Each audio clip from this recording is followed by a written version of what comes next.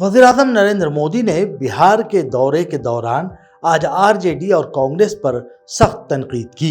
मोदी ने कहा कि आरजेडी और कांग्रेस के कई लीडर जमानत पर हैं और वो मुल्क को लूटने वालों के साथ हैं। उन्होंने इल्जाम लगाया कि अपोजिशन पार्टियां सिर्फ अपने मुफाद के लिए इकट्ठी हुई हैं, अवाम की भलाई उनका मकसद नहीं। मोदी ने कहा कि बीजेपी बदउनवानी के खिलाफ लड़ाई जारी रखेगी और तरक्की के एजेंडे पर आगे बढ़ेगी। मोदी कर्पूरी गांव भी गए। मोदी ने समस्तीपुर के अलावा बेगूसराय में भी चुनावी जलसे से खिताब किया।